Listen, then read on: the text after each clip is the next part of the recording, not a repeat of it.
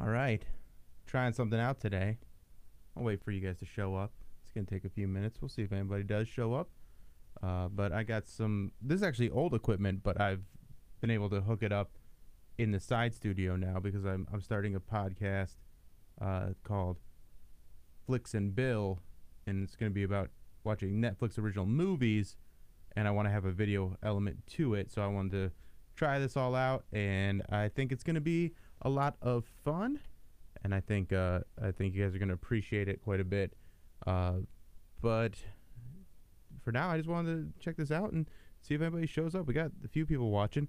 I think I can see the chat if you guys start chatting. I think it shows up on my screen over here because this is different equipment than what I use when we're doing the live stream, because I need a multi-camera for that. This is the Mevo that a listener, Dan, got me a few years ago, and it's what started us doing the videos. If you go back last year, year before, I think we used this camera quite a bit and had some very good videos with this where it would mix between me and Alan and Erica.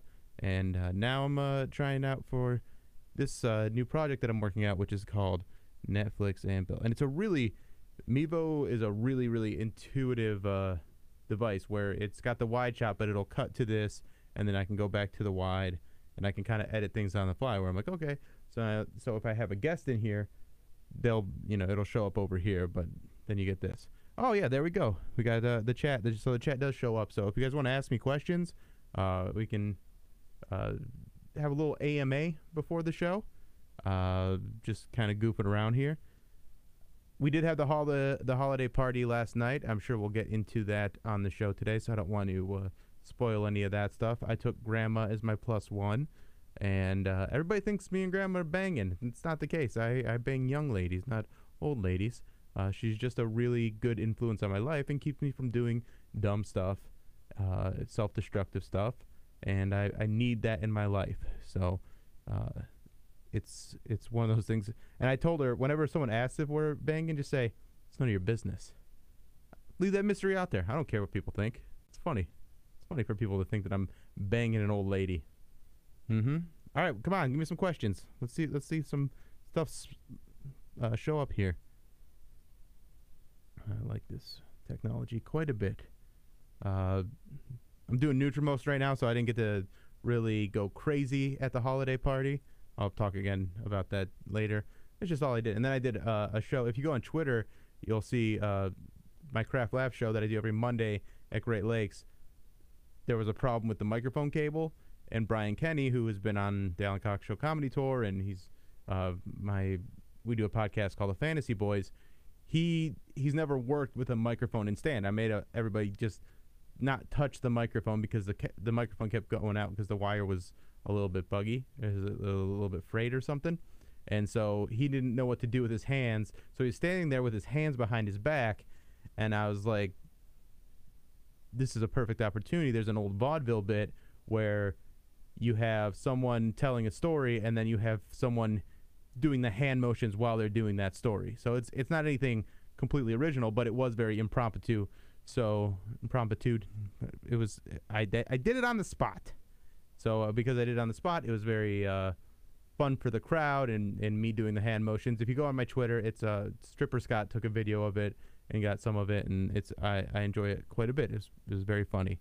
I wish Pound Cake didn't have that other job, because then we could do like a pre-show show, and I'd totally be down for a pre-show show. Because by the end of the show, we're just kind of like, yeah, I'm good on the show. Everybody wants to. I got things to do. You got places to be. But a pre-show show would be a lot of fun. So like the before math would be what we could do. But Pound Cake's got to get rid of that day job. Need him here the whole time. I'm here in this building. Will you do Netflix stand-up specials? Yeah, I would love to. I would absolutely love to do a Netflix stand-up special. That's not on me, though. That's on them.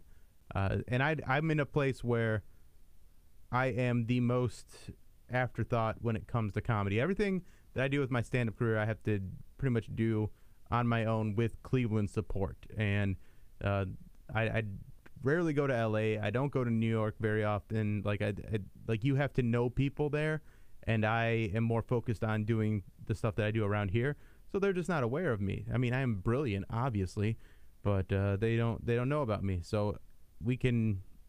I want to film something. I don't know if it'll be on Netflix, but it's also very expensive, and it's a lot to do. It's a lot that goes into it. So at some point I'd like that. But all my albums are available on other streaming services for music. So if you have Spotify or iHeartRadio, iTunes, Apple Music, you can go on there and listen to all my albums and actually do really well on there. I get lots of streams on there. I'm over 2 million, almost to 2.5 million on Pandora. I did like 400,000 or 500,000 on Spotify this year, and then the rest are lower, but they're that's pretty good for just those two services. Pretty happy about that. Pandora, I crush it, so that's cool. All right, yeah. So if I want to do a stand-up, a Netflix special, I'm gonna need a lot more hype, and I'm not good at getting hype. I was able to get some hype when I got a perm, but other than that, there's not much. Yeah, I mean, you can film one here, but it doesn't mean Netflix knows about me. He's Kevin Hart. Will you bring Gwen and Mary on the show more? I love Erica. I hope she gets better soon, but I love hearing new voices and perspectives. I love them both, too. I love Mary. I love Gwen is so funny. Mary's so funny. And we will bring them on as often as we can. A lot of it is just scheduling. So whenever they can be here, I'm sure Mary will be in again this week. There's no Coxie Christmas this year, but there is Bill Squire's Christmas Kwanzaa. You can come to that, and we're going to have a lot of fun at that show. It's going to be stand-up. There's going to be some performances and videos, and it's going to be some music. It's going to be a good time. I don't want to give everything away, but it's going to be a very good time. That's at the Agora, December 23rd, 6 p.m. doors, 7 p.m. show. Bring your family out. It's going to be a very good time. It's everyone's going to laugh. It's going to be I don't know how to hype things up. Like I said, it's just going to be fun. You want to have fun? I can't say it's going to be the best show ever. That's a stupid thing to say. It's going to be a good time. So come out. Get those tickets. All right, what else we got? More questions. I like this. More questions. We got any more questions? Give me something weird. A weird question. Like a would you rather kind of thing. I'm also, and if anybody knows anybody in Detroit or Wisconsin, the UP, Cincinnati, Columbus, I got some shows out there in those different places. So let your friends know, or if you're one of them, come see me. You can go to BillSquire.com and see all that stuff. Yeah. I'm going to a burlesque show on Saturday. My friend's doing burlesque, and that's always weird. Is soup a beverage? Ooh, I like that. Okay, soup is not a beverage because you eat it with a spoon. You don't eat beverages with a spoon, so I would say that soup is most definitely not a beverage. Also, not a huge fan of soup. I think soup is, it's so, like, you have to, I don't know, I like a very solid food. I don't get a good feeling when I eat soup. I just feel like you never get full, or you're just so full. Would I rather bang Erica or Mary? I do like venison. That's a good one. I do like venison. Actually, I have some venison jerky that I can eat while I'm on Nutrimost diet. I'd probably rather bang Mary, but that's a tough one. I would just Mary because Erica's I've worked with her for the last 6 years pretty much every day. So she's way more sister zone than Mary is.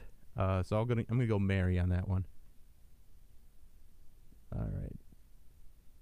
What else? I got to get some work done before the show. So I think I'm going to wrap this up here in a minute. But I appreciate this. If you guys want me to do this every day, or maybe once a week, we'll do a little pre-show, and I'll try and get some guests in here. And definitely want to do this when we're on vacation. So I'll take this camera with me when I'm on the road, and I'll do some for my hotel rooms and stuff like that. Would I rather go to a burlesque show or a normal strip show? I'm going to go with a burlesque show. I've hosted some burlesque shows, and they're a lot of fun. Like, there's some comedy that you never know what you're gonna get with. I don't necessarily want to go to a public place in order to be aroused. I don't like the idea. Like, a strip club is fun for me, but it's not a place where I get turned on, because like I don't mind flirting with the strippers. I don't mind getting lap dances, but I don't get turned on, because that's not the environment that gets me going. Like, I need a little bit more intimacy. So I'd much prefer a burlesque show, because you're being entertained not just by the nudity of it, but the performances can be very creative and very unique and very funny and sometimes very touching. I saw this one burlesque show where it was a male doing burlesque, and he did this whole like tree thing, and it was kind of great. Would you rather be a Cleveland icon or somewhat national known comedian on the up and coming without the guarantee of making it famous? Right now, I feel like I am neither. No, I did the up and coming thing.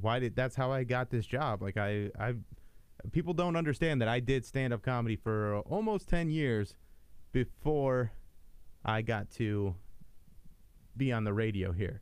And it's not like I was doing it nowhere. I was out on the road all the time. I was headlining comedy clubs.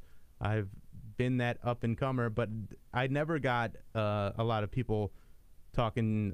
I don't know. I couldn't break into the industry because I don't know how to do that. I'm not a people person. I don't know the right people. I don't know what it is. But I'm funny, and I do a good job being funny. So I like where I'm at right now, being on the show.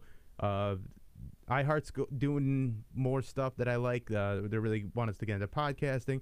They like when we do stuff like this. They like that engagement. So I like being a part of this company. And, you know, if you hear the road stories, like Mary was telling yesterday, I have friends that are all on the road, and that grind is miserable. So I'm happy to be in a place where I can make some decent money, see my family regularly, and have, you know, some pretty kick-ass fans, which you guys have made my life really cool. I mean, going to #1 on iTunes this year was a really, really cool moment.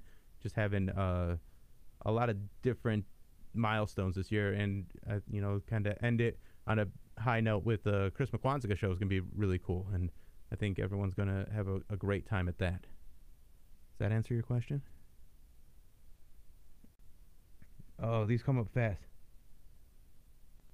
Thank you so much, Nikki. I saw a question from you, but did these come down? Oh, nope, that's completely. The questions pop up, and then if there's another one, it goes away almost immediately. All right. Well, I'm going to wrap this up because I actually got to get some work done before the show. But thank you guys for watching, and I think we can do this once a week or so. Peace. See you at 3.